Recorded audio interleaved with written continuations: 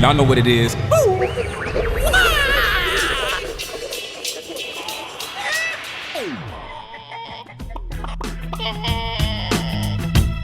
Hey everybody, and welcome back to Eggs. Today's special guest is Josh Simons, the CEO and co-founder of Vampr, the world's largest and most active social and professional network for musicians. Recognized by Fast Company as one of the most innovative companies in 2022, Vampr is home to more than 1 million users and is active in every country on the planet. In fact, the music startup has helped fledgling musicians broker more than 7 million connections worldwide since its inception. Prior to running Vampr, Josh spent the better part of a decade as a musician himself, a successful artist, songwriter, and producer in his own right. However, after changing his focus from performing live to performing tech miracles, Josh and his team at Vampr have built an app that is now a multi-award-winning platform, including receiving a most prestigious nod from Apple with an inclusion in their Best of the Year list. Joining us today for an exciting conversation about building a social media platform specifically for musicians, building an award-winning social media network, and securing more than $3 million in funding, overcoming the obstacles in the modern music landscape, and so much more. Please join us in welcoming to the show, Josh Simons. Hey, Josh, how are you, man? The podcast is finished. I can go home. Well, it's we always go the extra mile to try and make it really easy on our guests when they show up. We try and keep these things short and tight, I love it. It's great. I'm good. How are you guys? Very good. Thanks so much. And we really appreciate you taking the time to do this. This is a conversation I think we're all going to enjoy quite a bit. We, both Mike and I have a lot of experience in the music industry as well. And, have been in and around it for a long time. So we always love these conversations. They end up being kind of industry centric, but fun.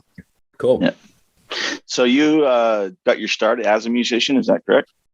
Well, actually, my first sort of taste of the music industry was as a manager. I sort of straight out of school had a few friends or friends of friends that were in bands that were sort of playing the live scene. Melbourne's I grew up in Melbourne, I should say, and it's a big music city. It's probably one of the bigger ones in the world. I think in terms of number of gigs per night per capita, it's the largest in the world. So there's a lot of,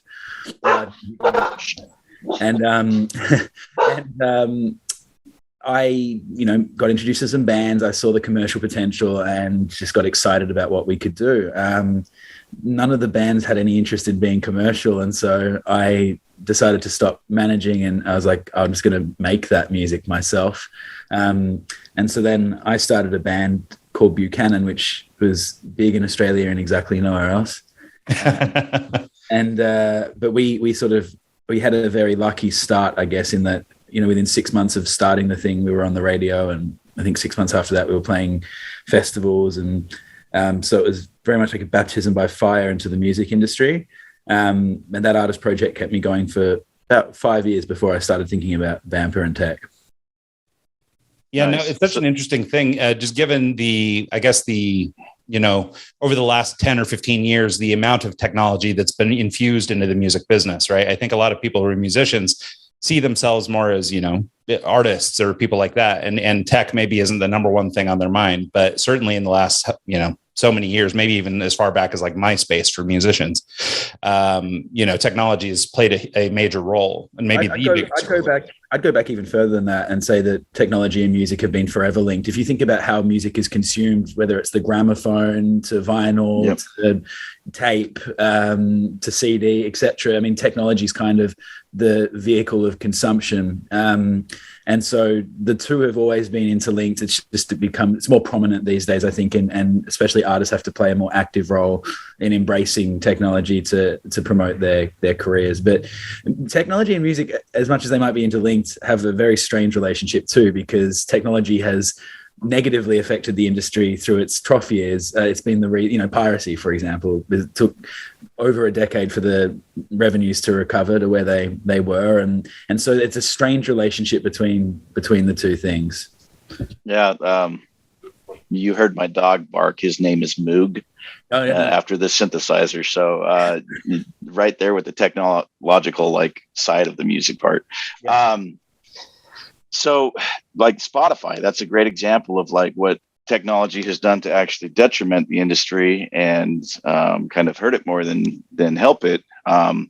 Where do you how did you get your foot in the door to start a social network specifically for musicians? Was it the management side of things that kind of just, let's create this solution to help book more gigs. Was that like the driving factor behind it, or was it more just you saw a need and went down that road?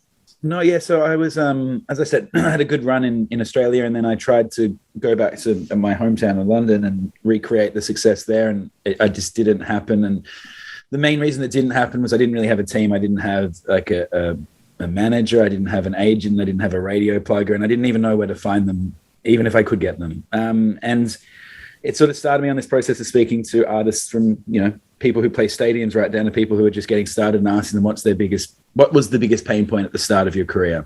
And the answer that everyone sort of gave is the same, which is that, until they found someone who actually opened one door and maybe helped elevate them and get to the next level, things stayed pretty stagnant for quite a long amount of time, in many cases 5 to 10 years, even the most talented musicians I know. And so I thought, well, how can we use technology to take 5 years and condense that down into 5 minutes or 5 hours? And I sort of looked around at what was on offer, and there was great websites like TuneCore at the time that helps you get your music onto Spotify, or, even you could, CD Baby, who would do physical prints and stuff. There was MySpace as well that was good for sort of some degree of networking, although it was dying at the time that I started thinking about Vampr.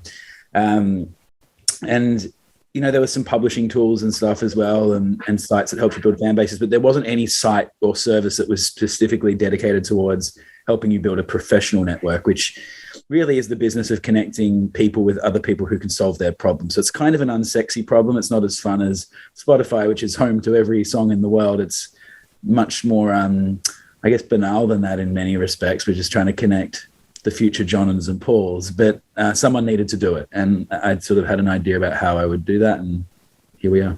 Yeah, well, maybe that's a nice segue to talk a little bit more about the platform itself and really what it does for artists. I've seen it equated to sort of like LinkedIn for musicians, which is, for anybody who doesn't happen to use LinkedIn at this point, it's basically just, professional networking versus like, maybe being on Twitter or something like that, where you're engaging socially. And so, but would you mind talking about how this, how the app evolved and what it sort of does for artists at this point? Yeah. So when it started, like when we started it and when we first released it, it was really just about connecting the members of the band. So you could go onto Vampr as a bass player and search for a drummer in your area. And I think we had all the members of the band plus a manager, and maybe we had songwriters and producers, but there weren't many categories.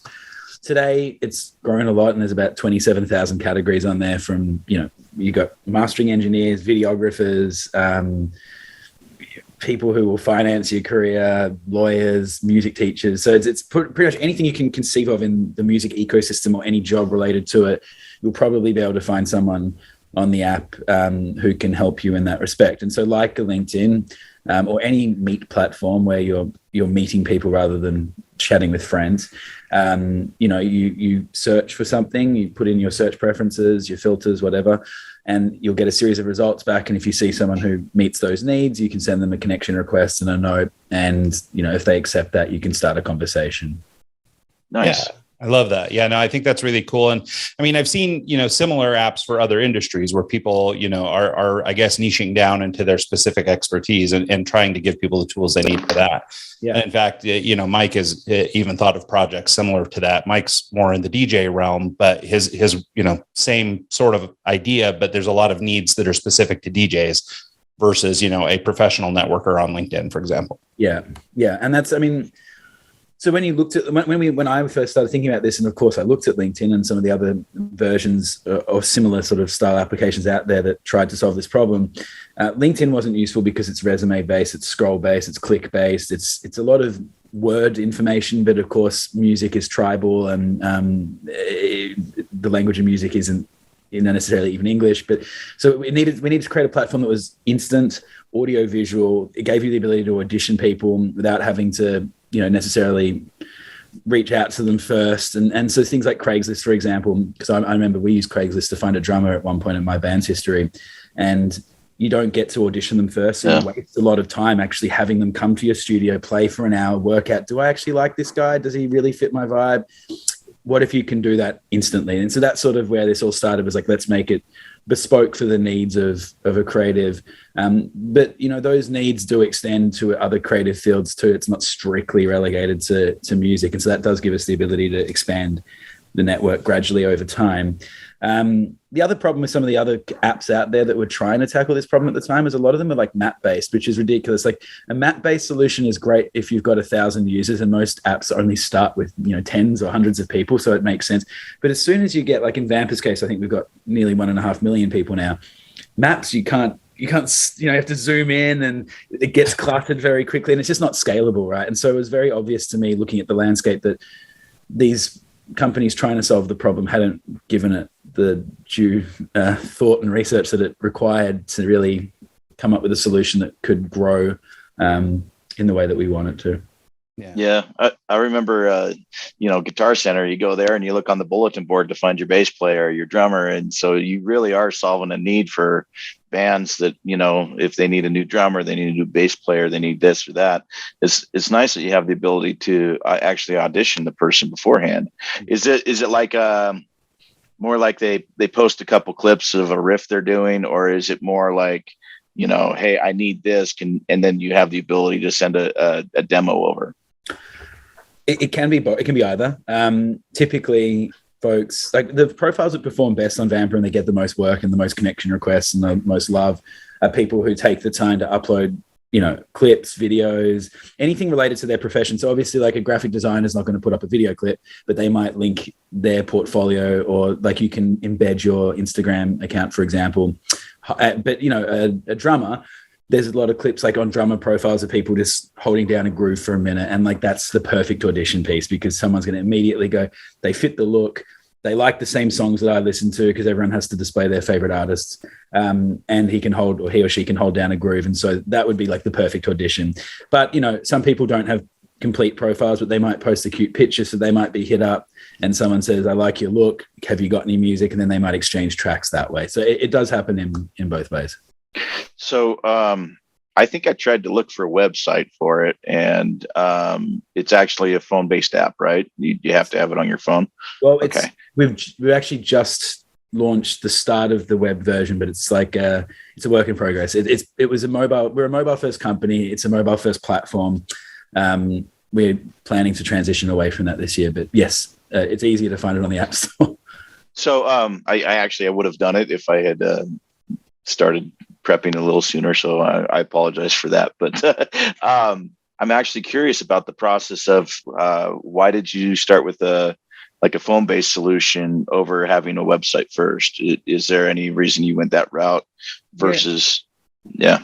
I mean, the truth is, and it's not like the sexiest answer in the world, but at the time when we would talk, me and my partner Barry were talking about launching the company, or we had this idea, it was just the buzz in tech at the time was mobile first. Everyone was talking about it. It was sort of companies that were mobile first were getting more funding. And also this idea of, when you're in the studio and you have a need, or when you're on the road and you have a need, you're not necessarily at your computer. So there was a little bit of consideration of both, but it wasn't like some profound realization we had. It was just sort of where we started. Can I actually ask you about the actual starting process of getting the app built, how you hired your developer, if you did it yourself or know someone that did that? And then let's talk about like the first, month of launch and how things went. Yeah. So the launch, like from registering the company name to actually getting the product out into the market, was a 1-year process. First 3 months were me finding the development team. So I've got a pretty mechanical minded brain. I'm a basic web coder, but I'm not an app coder at all.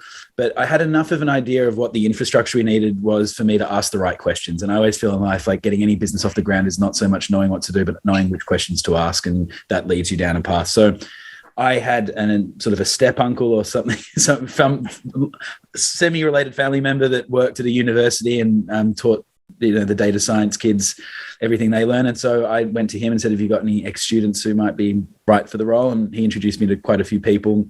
Not all of them ended up working on that team, but some of them did. And they introduced us to other folks and so on and so forth. And suddenly we had a team of like 8. It didn't take too long to assemble that. Took us probably 9 months from there to actually build the first sort of MVP. And we just launched on iOS initially. So it wasn't on Android. And yeah, the first the first several months, really the first 6 months was rough. Like we'd get over the moon when 100 people were using the app in any given day, and when that would happen, the app would crash. Whereas now we're onboarding 100 people every hour. So it's like that's amazing. Yeah, but getting the first 1,000 or even the first 10,000 users was by far the hardest part of the whole process. The problem with building a social network, as I'm sure anyone who's ever used one would understand, is that no one's going to turn up to no one wants to turn up to an empty party. So you've got this chicken and egg thing where you're trying to onboard people and get them to stay, but why would they stay when there's no one else? Or unless you don't have any constantly new features that you're shipping that gives them a reason to come back. And so you've got this real problem right at the top, and there's really no way to solve that other than manually hitting people up. Like we would go to music schools, we put up posters around, like we started in LA, so we put up signs all around LA. We went on Craigslist, and every team member had to hit up at least 50 people a day in various cities and email them and say, check out this app, I think we might be able to help solve your problem. It was really slow. And then it took quite a long time to really get to like that first, as I say, about 10,000. And then something happened around that time when, we started to, the product got sturdier. Number one, we could support more people, so it was able to be scaled a little more. And we felt at that time that it was probably less risky to spend money on advertising. And so we started advertising. And as soon as we started doing that, things just exploded. Nice. Okay. Yeah, no, I think that's awesome. And I like getting that little bit of background. Before building this app, did you have any other like tech experience or app development experience, or was it all just, this was your first go? Well, it's funny because I get asked that question a lot, obviously. And the answer is like technically no. But then I was thinking about this the other day. I actually did run a very, very big website when I was a young teenager. And I always forget that I did that. But I ran the official 24 fan site when I was like 13 for Fox. And I was, I was in Australia back then, but they didn't know my age or anything. It's a pretty ugly like Web1 website. It's still online somewhere. But yeah, so I guess I ran that for a long time and had some, as I say, some HTML experience, but no experience building like graph databases. And, you should see our diagram of our schematics of how the tech works. It's pretty complex stuff. Yeah, that's awesome. It's pretty big. Yeah. So the next thing I wanted to get into a little bit, if you wouldn't mind, I just think it's something that might be of value to other entrepreneurs or people listening in on this who maybe have an app idea or something they want to push forward, is when to and why to work with venture capital. One of the statistics we cited in the intro there was that you guys have drawn at least $3 million in venture or angel capital. And I wondered if you couldn't talk a little bit about just sort of the decisions that went into, deciding to go that route, so like when was it that you knew you needed money and why did you choose the VC route, that sort of thing? Well, you always need money when you're building a business that you have expectations to scale in the way that we certainly did, where we knew that the addressable or attainable market was in the hundreds of millions of people. So you can't do that without money. So really, we started fundraising before we even had a product. Like we were fundraising within a week of registering the company name. I was fortunate that my business partner, just going back a step, he signed me to my first record deal. He's about 30 years older than me. But then after, I finished up the music stuff, I went back to him and said, do you want to be partners on this tech thing? He'd already done 3 other startups. So he had some experience in raising, although actually, I think I've done most of the raising, but he understood the process of starting a company and he saved us. I always say the best thing he brought to the table was he probably saved us like 5 years in learning and making mistakes that he'd made in the past, right? So, he installed a sort of work ethic in me that you've got to always be raising. And so we're constantly in the middle of some sort of round, whether it's a bridging round or a formal series round. But yes, we started looking for money straight away, but a lot of companies, and this is probably advice for anyone who's got an idea, will start with what's called like an FFF round, which is friends, families, fools. We did one of those. I think we raised $270,000, which lasted us the whole first year, which is funny because that lasts us 2 months now. And that was enough to get an MVP built. And a pretty good quality MVP, like, the code wasn't rubbish. But, it's not necessary. I've got friends who I have a small stake in their company, but they basically taught themselves how to code from watching YouTube videos. They're now making tens of millions of dollars a year. And they did it pretty much all on their own. And then, that caught the attention of Y Combinator, who invited them in, and that then set them on a pathway for success and power to them. So you don't need them. The point I'm making is you definitely don't need money. The other thing that I kind of wish we did do in hindsight was have a technical co-founder, because even though we've got a fantastic CTO and I think our tech team's as good as any on the planet, during the tougher months, and every single startup will have tough months. They call it the trough, where you sort of run out of money and you don't know if you have to shut down or lay people off or what have you, or a combination of the two. When we went through those tough months, it's always like, it would have been a lot easier to get through those months had we had a technical founder that could have sort of carried on some of the product momentum through those tricky periods. But, we soldiered on through. We did a couple of crowdfunding rounds as well, that's been very powerful for us. We've got 3,000 user investors now, but you can't start there. So a lot of other people who do have ideas come to me, especially because of the crowdfunding thing, and say, hey, your crowdfunding rounds did quite good. I think we've raised $2.1 million from crowdfunding in the US. How do I do the same thing? It's like, well, you don't start there. Like, we did a smaller crowdfunding round and we had a smaller user base, but we also were lucky that we had a user base of, I think it was 900,000 or 600,000 people, at the time.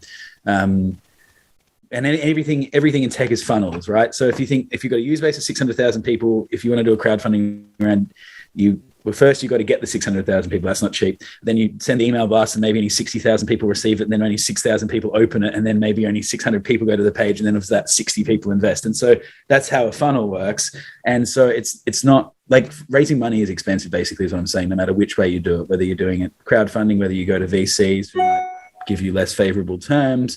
There's always a cost. And there's also a time factor too, to building up audiences. So yeah, it's complicated. Raising money is kind of hard. I think that's really useful, right? I think one of the things that people get when they do a lot of their research on YouTube and, maybe even listen to shows like this sometimes, is that it feels like the track is pretty linear, right? Like there's a plan. Like all you have to do is step A, B, C, and D, and you've got success. So I really appreciate you sort of pointing out that, there's other ways of doing it too. There is a track if you're prepared to put in the effort, but the thing is, most people don't want to put the effort in. Like if you are prepared to learn how to code, if you are prepared to bootstrap, if you are prepared to really think long and hard and maybe years as to what problem it is that is actually worth solving and do the market research, then yes, there is a track. Like the story of my friend's company that are now printing money. But they put in like almost a decade of due diligence and effort and, preparation. And so that's the cost. And I think a lot of people, unfortunately, who look at tech think about get rich quick. And there's nothing quick or rich about what we do. Yeah. Yeah. So, what can I ask, what is the product? How does it make money? I see social network, and I see the only way to generate income with it is through like advertising, or do you have like a subscription tier where you can connect with direct people if you pay X amount of dollars? What feature sets do you guys offer that actually generates income? Yeah, so great question. We only just introduced ads very recently, but we'll get back to that. So yeah, we've for over a year, we've had a product called Vampr Pro, which is a premium version of it. Like you said, more connection requests, more content on your profile, sort of really helps you stand out, gives you a bit of an advantage in the algorithm as well, more opportunities, etc. So there's Vampr Pro, and that's quite cheap. It's $4.99 a month. There's tens of thousands of people on the Pro tier. It's a good service. We've just launched something called Vampr Academy, which is our educational suite. That's on the website, and that's where you can get a real masterclass and basically a condensed 2-year university course in music business in, you can consume it on a weekend if you really wanted to, but most people consume it over, spread out of time. But certainly condenses a 2-year degree into a very short course. So that's just launched, and that's sort of, I think there's a discount right now. It's $19, but for a month, it's a subscription also. But I think the actual pricing will be $23 a month. And then ads is new for us. Obviously, of everyone who uses Vampr, not everyone subscribes to either of those things. I think about 3% of users sign up, subscribe. So the 97%, we've just started rolling ads to. The difference with our ads program, I suppose, and most other websites or apps for that matter is we don't just plug in like AdMob or Google Ads or anything like that. We build our own ads manager from scratch. It took a very long time to do it. And we have a salesperson that goes out, speaks to music brands, basically courts advertisers' attention, sells our business and our numbers to them. They love it. They give us their assets. We run the ads, but we control it. The reason why I'm stressing this and I'm bringing it up is I think there's a huge shift away. Like people's trust in social networks is waning in general. They know that they're actually paying to be on there, just not with money, with their data. So by us controlling it and slightly changing the equation, it's a subtle shift, but an important one. We're not allowing advertisers to touch user data. We're not feeding back any email addresses or anything like that. We're taking what they want to target, we're presenting it to their target audience, and then we're just reporting them back the total number of impressions and clicks and charging for that. So we're taking back, I think, some responsibility on the part of the users, and hopefully our users appreciate us for that. But again, it's quite emblematic of how I sort of think about everything in Vampr through the lens of what would I have wanted when I was the artist. So I put myself in the shoes of the user every single day when I make decisions like that. I love that. That is huge. Like just like the shoe ad when you're looking for guitars, that makes zero sense. And it probably helps with your marketing efforts as well. Because if you go to Sweetwater, you have a pool of 1 million different musicians. That's a sure, why not? Go right to the source. So it's very easy to make the case to sell microphones to singers. Yeah. Very straightforward. Yeah. So, yeah, no, I love that too. And I do like the distinction, and I hope it's obvious to the people who use the platform, because that is a key thing, not only on the privacy front, but on the ability to sort of, I guess, choose advertisers in the best interest of your people instead of just whoever paid Google whatever dollars. Exactly. So I think that's great. One of the things that I wanted to try and talk about a little bit too is another statistic we brought up at the jump, which was this idea that you've facilitated more than 7 million connections across your platform. But I wanted to dig in a little bit about what those connections actually mean to the artist. And the reason I want to bring it up is one of the things that I've noticed that you guys do, at least according to the website, is some degree of publishing, which is, I guess, getting music on TV soundtracks and movies and things like that. And for a lot of artists, I mean, outside of maybe live performing, this is one of the few ways to make a lot of money. Yes. And so I wonder if you talk about what exactly a connection constitutes, and then sort of, what different types of connections might actually, be borne out through this app. Yeah. So if you go to the bottom of our website, you'll see there's a few stats that we publicly update and that speaks directly to our server. Just reporting like the activity on the app, like the number of people who are swiping on profiles, making connections. So a connection is when one person has sort of swiped right on someone and said, I want to connect with them, send them a note, send them a connection request. And the other person has said, accept. And then they start a conversation. So that's a professional connection as per our definition.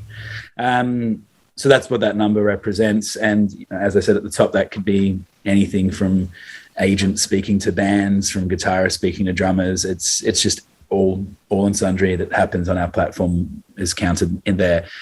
The publishing thing's a little bit different, but I'm happy to dive straight into that. So yeah, we do offer sync representation services. So sync obviously is the process of placing a song against a moving picture. So in most cases, a movie, TV show, video game, advertisement.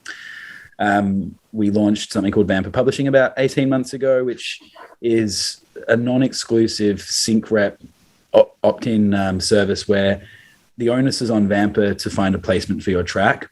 Once we find a placement for a track, it then becomes an exclusive relationship for 2 years with a 65-35 split in favor of the artist.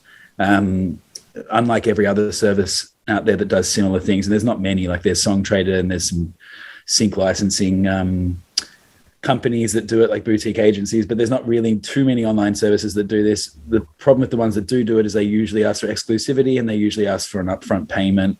One of the reasons I never did those when I was an artist, and sync was my biggest earner. I earned more money on sync than I did in live performance. One of the reasons I didn't do those services, though, is I didn't want to pay some full upfront when they hadn't proven themselves yet. And I wasn't comfortable with giving away 50% of the royalty. And I wasn't comfortable with exclusivity. So we designed Vampr Publishing again as like, what would I have wanted? What would Josh want is a bit of a company match.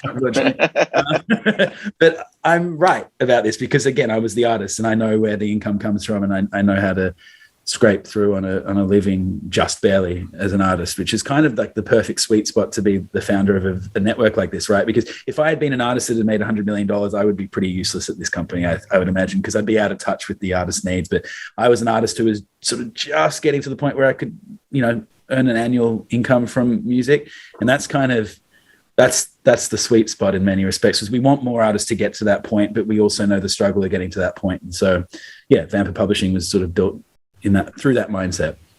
So publishing is its own thing. Do you do like connecting with venues? Do you rent vans to bands? Do you lease equipment? Like there's so many different avenues that you could actually go down that, I'm sure they're in the works if they're not already. Mm-hmm. So yeah, it's funny you asked that question because we were just talking about this like in a team meeting yesterday. But yeah, venues has been an option in the app for like probably 5 years. The problem is no one knows it's there. And when you do have an app that's like, when you spend some time on Vampr, you'll realize that this is actually quite a big beast. Like there's a lot of moving parts here. And it's quite complicated. Hopefully not for the user experience, but it is like there's just a lot of stuff going on. What happens when you get what some people call bloat in a product is features do go missing. And so, yeah, like venues being able to find performers being able to hit up venue promoters, that's been in there for a long time, but it's not widely used. The question we always sort of ask ourselves, and also I'll get your opinion on this in a second, but, do you advertise those specific use cases? Because as I said, there's 27,000 categories on the app. We can't produce 27,000 different ads talking, or actually it'd be twice the number, promoting every possible which way that Vampr could be used. And so our challenge is always which use case is the largest, and how do we get that message out there? But like, what do you think? Should we be targeting niches within niches? I mean, that's really what we're talking about here. I see where your dilemma is there, because there's so many different avenues, and so like just adding a feature set to the site can be very complicated. And so what do you focus on?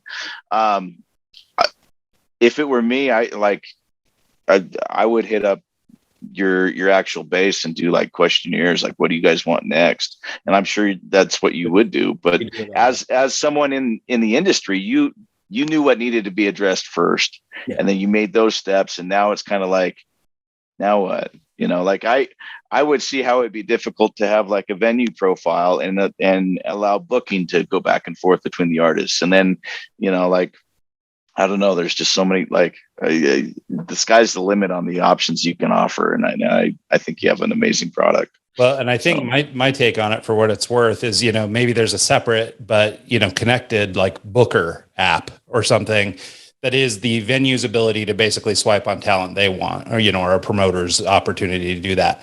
My concern with opening it up to let every musician be able to contact venues is that the venues then get bombarded by all these musicians, and many of them probably aren't at the level they need to be at or whatever. They're just young kids that want to play gigs. And so, but by, siloing that service altogether as something that you just sell to venues, as here's access to artists, it seems like, something like that might be a little bit more under control of the venue. And then you could have a suite of services that are specific to bookers and promoters.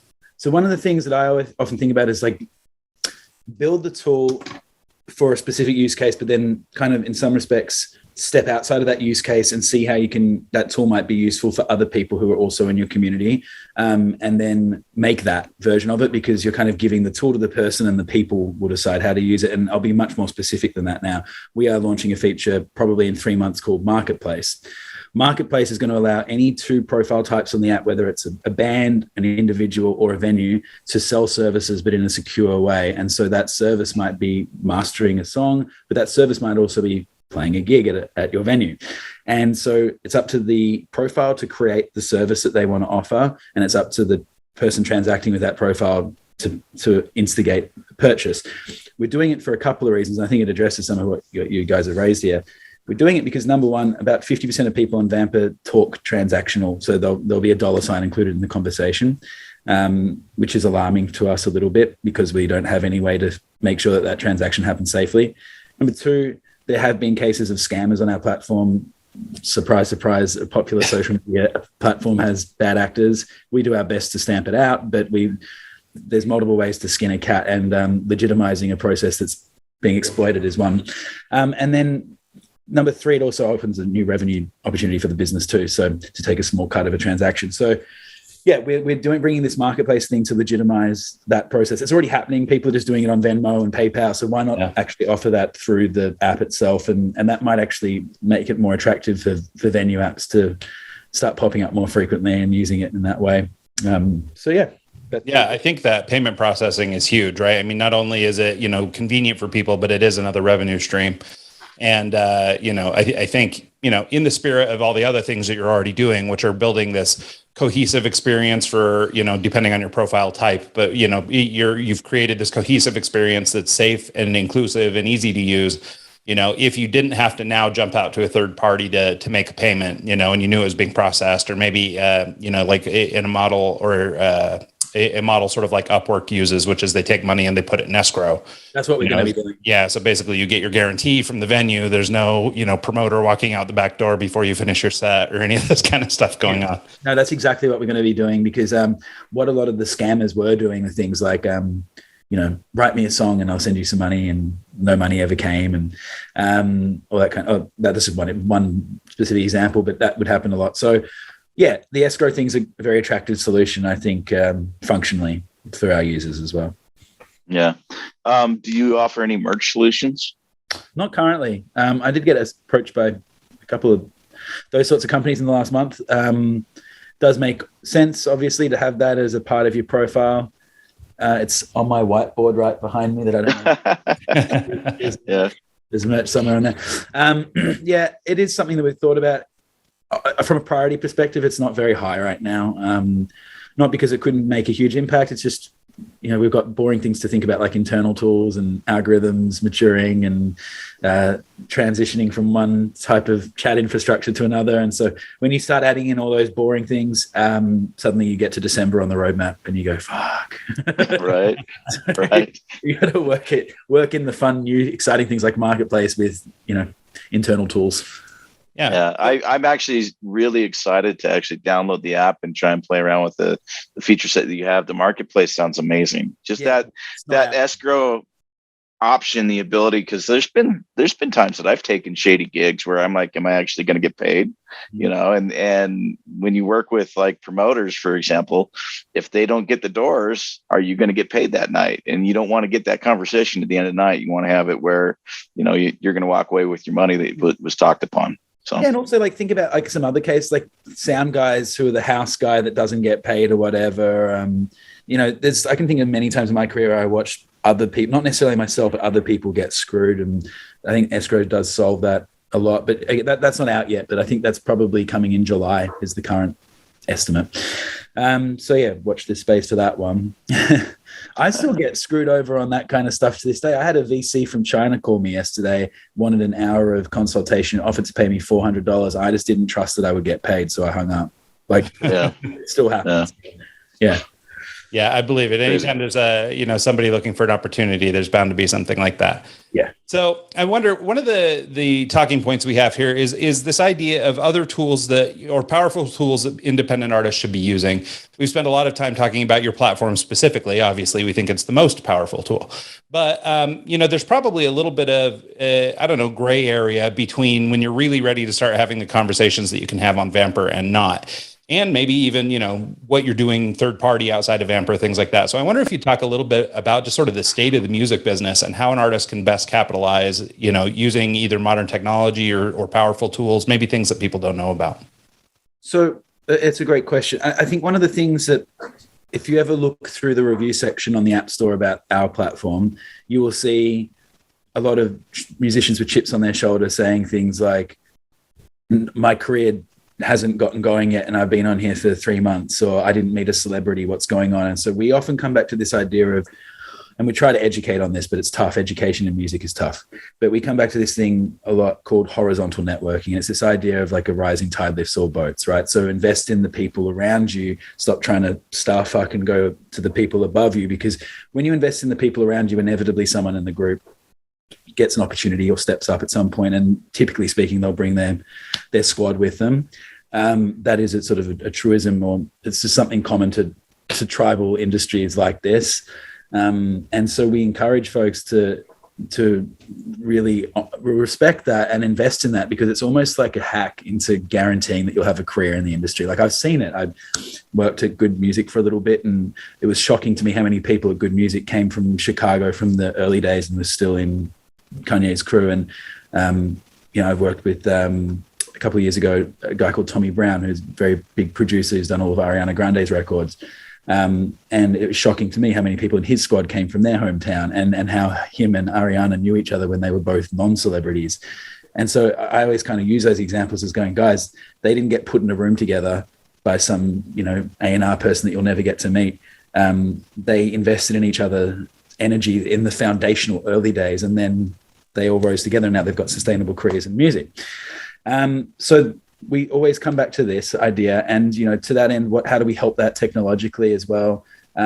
We have started to get a little bit more intelligent with how we make suggestions to people. So there's certain indicators in a profile that allow us to know that this person's like a 10 and this person's a 1. So when someone first logs onto Vampr, they completed their information. Our algorithm sort of has a basic idea of where they sit in that landscape.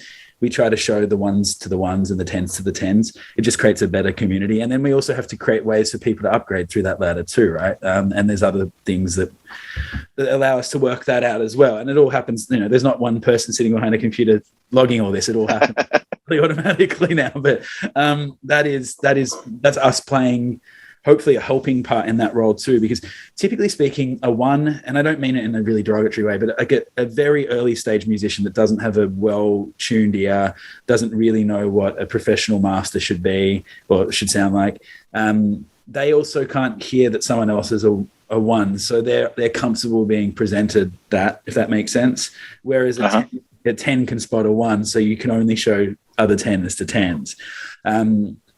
So yeah, look, it's something that we're working on multiple fronts, on communications fronts, encouraging people to understand this idea of investing in their level. And then, what I was just saying on the algorithm side. Yeah, well, and I imagine you've got to do a little bit of tweaking also, just to, because I imagine everyone comes in thinking they're a 7 or an 8. And so, they might put like an Aerosmith or Rolling Stones at 10, and my little garage band is a 6.5. Yeah, but, so I imagine there's a little bloat you have to work through. In the first version of Vampr, we had, and this never actually even shipped to the public. It was like, this is the testing version back in 2016, 6 years ago. Shit. We had a slider that allowed people to put their skill level. And of course, when we tested it with people, everyone put their skill level to semi-professional. And we could have predicted that, but like, we had to see it. And it's true. Everyone did do that. We gave people like wireframe PDFs that they could sort of click on, and we could see where they were clicking, and everyone would click semi-professional. When of course, some of them were actually legit pros and some of them were just beginners. And so we got rid of that, and always knew that it was going to be kind of something that we had to do a bit Apple-like, where Apple kind of has a magic to their products where they're solving problems for people that they don't even realize that it's happening under the hood. And so we realized this is going to have to be one of those under the hood magical solutions. And I won't profess that we've got it perfect. We don't. I mean, sometimes like when I've shown Vampr to top music execs, I sit there and cross my fingers sometimes, because depending on the day or what the algorithm spits out, sometimes they'll be presented with a 10, and that's incredible, as they should have. But then other times I've seen them be presented with like real duds, and it's really disheartening. You've waited 6 months to get into the office of a senior vice president of Universal or whatever, and it doesn't perform. So, yeah, but those guys need to understand this is an open market for everyone. And like you said, there's 1s and 10s. And if you think about it, even on a sound engineer side of things, right? There's 1s and 10s on that level as well. And so the 4.5 sound engineer needs to be playing with the 4.5 band so he can perfect his skill, his talent, and grow with them. And that, I mean, just like you said, rising tide, I think what you're doing, and the fact that you acknowledge that there's 1s and 10s and that they need to be paired together makes complete sense. And so I really like that. Well, I think musical artists, like, so I spend my day in the design world, right? And so it's kind of the same thing. I think musical artists are very similar to creative, visual artists, which is that, the young, aspiring, new kid always overestimates their ability. And the, haggard, experienced, road-worn, version will always downplay their experience. So it's really a psychological thing. Like, I mean, it would be a real challenge to try and crack that nut in a very, I don't know, concrete way. Yeah, it's a work in progress, but I'm pretty sure that anyone else who's ever like tried to crack into this space, like startup or otherwise, hasn't factored that in. And I think that's maybe been why no one's gotten quite to where we've taken it to and where we're hoping to take it, further. Yeah, I suspect your insights too as an artist probably have a lot to do with that, versus just a tech team with an idea. For sure. I think we underestimated our domain experience when we started, and we only found that out when we started investigating going into film and TV and creative artists, and we started to expand beyond musicians. We're like, oh, we don't know shit about these other fields. And then became very obvious just how valuable our own domain expertise was. Like, I don't know how much money we saved. But yeah. So when you realized that, did you roll that back and just stick with music, or is that still, are you going after the photographers and the film and those kind of people as well? That's a great question. So we had a lot of workshops about it, and where we ultimately decided to let it go would be market driven. So there are those film and TV categories, but the app is sort of haute couture for musicians. What I think you will see in the next 12 months is a slightly different onboarding experience where we'll ask you things right up front, like, are you a musician, or are you a fan, or are you another sort of type of creative? And we'll customize the onboarding flow based on your professional status. But it's still going to be market driven. So yeah, what we did, we walked back from like trying to, because we nearly went down the route of like letting people put in their favorite movies and their favorite video games. And maybe we will still do that, but not as a priority. Love it. Yeah. No, another thing, it just occurred to me when you were saying that, or you mentioned the idea of a fan, what a fan's experience might be with this. And I could see for a person like me, who's a big music fan, and like one of my favorite things is new music discovery. And so it seems like, even if I'm not looking to hire these people, but maybe I want to go to their show or, whatever. 10% of our user base is fans. What typically happens with music platforms that explode is it starts with professionals, and once you get the mass adoption with the professionals, the fan typically follows. And so you see that with Beatport, you see that with SoundCloud, even MySpace, right? It attracted a lot of musicians first, and then it was a social network more broadly, but that was a big driver for adoption. So I don't think Vampr is going to be any exception, assuming that we keep growing at the rate we're growing. I think you will see that fan slice of the community increase. We do know of the fans that come, they're just there to swipe on like bands in the neighborhood or bands that exist because we like similar music. So it is a powerful tool for music discovery. We don't market it like that. I don't think we should yet. I think it would be premature, frankly, but it's great that people are using it that way. I don't really honestly give a crap how people use Vampr. It's a tool that's there to be used for whatever it is you're trying to get out of it. That's well, and what occurs to me is, opportunities to co-brand Vampr with, companies like Spotify or Pandora or whatever, and you can get your Vampr channel that's sort of fed by the top bands in Vampr or whatever. And, it seems like there could be some sort of collaborative opportunities around that platform too, that, might be more fan-centric experience, as your catalog of artists continue to grow and, you start to be, sort of known as the place to go find new music or aspiring talent. I think, there's enough people that are always looking for what's next that, that seems like a really interesting place to play. We are looking at creating emerging charts, because we get earlier information on artists than basically any platform on the planet. Maybe SoundCloud is the exception to that. And I see actually an announcement yesterday that they're doubling down on their efforts to identify talent too. And so I wouldn't say that has this worry, but we're going to potentially do some work on that.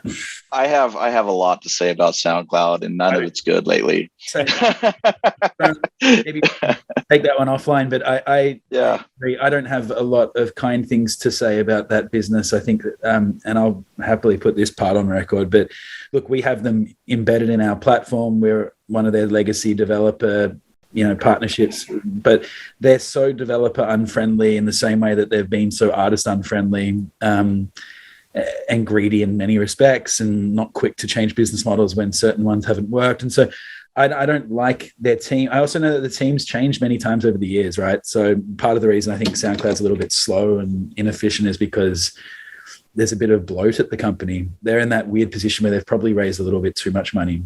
And what happens when you raise too much money is things become less efficient, and lots of leadership squabbles. And so I don't know that to be true. I just know it is true. I suspect, with change of crew, you get change of leadership and change of opinions or perspectives. And, what could start out as maybe, I don't know enough about their background to say, but, maybe early in the development, the CEO was very music centric, and maybe this guy, whoever's in charge today is, more financially driven or something. And so there's a disparity. You can even look at companies like Apple, right? The innovation that happened under a Steve Jobs versus the efficiencies that's been created by a Tim Cook. It's maybe not as, I guess, world changing as some of the things that occurred under Steve Jobs, but the business has grown like exponentially under his tutelage. So it's like, they're both good but different, right? Yeah. And so maybe in this situation, it's something like that. Something like that. The one thing that I will mention, because it bugs me to the point where I want to say it, their embedded audio player, when they try to drive traffic from my website that I've embedded my audio that I'm trying to promote, and they're trying to drive it to SoundCloud, that right there is enough for me to start shopping for another thing. Like the ability to embed an audio file onto the popover that's trying to say go to SoundCloud is enough for me to not use them anymore. Yeah. So look, it all comes back down to this same API thing, which is how they ultimately stream music from their servers through CDNs, whether it's through their embedded widget, which I agree. We have the same thing on Vampr, right? We have our SoundCloud player, which is fairly customized at this point. And we do a couple of things to get around some of the stuff that you've mentioned. Yeah. But nevertheless, even that's technically breaking some rules, but we are bringing them. Of course, they've got probably 1 million or 2 million daily active users. I don't quite know, but I guess that's about right. But we're bringing them a percentage of that, maybe 1 or 2% of that. And we are almost punished for it frequently. Their integration with Vampr breaks less than it used to. It used to be a weekly thing. Now it's probably every couple of months. But when it happens, the user experience for our users is affected too. And we're driving them traffic. So, we're not in love with it. A lot of people ask us, why haven't we allowed upload natively to Vampr? Well, you'd be fighting the same problems that SoundCloud is fighting. Exactly. And it's the people sharing music that's not theirs, and you got copyright issues. And going down that road is not worth it. We're not prepared in that side of things, no. Yeah. And so that's what's hard about hosting audio is like, because I've thought about it. I had a domain called mp3pool.com. Like MP3 pool. And I was I actually let it lapse because I decided I just didn't want to deal with that thing. And so I got rid of it. But just that hurdle, that obstacle of getting around copyright rules is enough not to make it worth it. And why you actually are working with SoundCloud and jumping through their hurdles because you have to. So I totally get it. If Vampr, as I said before, keeps going on its current trajectory and we sort of hit some important investment goals and do some larger rounds, one day there might be a point where it actually makes sense to spend the money to do that better. Yeah. Yeah. So, well, Josh, hey, the end here. I wonder if we could talk just quickly, maybe in the last couple of minutes. We've sort of touched on a bunch of key features and things like that, but I wonder if you could just give us sort of a snapshot of what's to come for Vampr, what you sort of see as the big next thing, or what the dream looks like for the next step. Yeah. And then we can just kind of get into a little bit of where people can track you down and that sort of thing. Sure. Well, I think we've kind of covered the next step a little bit when we talked about Marketplace. That's kind of our marquee release for the year. And so that's, as I say, it's a couple months away, hopefully. So everyone definitely look out for that. But in the meantime, obviously, Vampr exists today as an incredibly large and vibrant, active community of people basically looking for opportunity. And I assume anyone listening to this is probably in that boat. So definitely check out the platform, download it on Google Play or the Apple App Store. Get swiping and connecting. It's a lot of fun. Yeah. So, and for people who don't know, or if it maybe wasn't obvious, the spelling is VAMPR. So it's vampr.com, just no E in there or anything. So, anyone used to sort of web parlance these days could probably put it together. But anyway, I just want clarity around that. And then, just vampr.com, anywhere else they ought to track you down, or if people wanted to maybe speak to you or talk about investment opportunities, things like that. Are you open to that kind of conversation? Sure. About the only social media that I do outside of Vampr is LinkedIn. So they can find me, Josh Simons. I should come up first, I imagine. And they can connect with me there. I do generally get back to everyone. Maybe not immediately, but it does happen. So by all means, hit me up. Love to get anyone's feedback listening. Awesome. Love it. Yeah, thanks so much. This has been an awesome conversation. Me and Mike always like to geek out on the music shows, so it's a lot of fun to have these conversations. So thanks so much for doing that. No worries, guys. My pleasure. Absolutely. And thanks so much to everybody who tunes into the show this week and every week, and we'll see you all next time.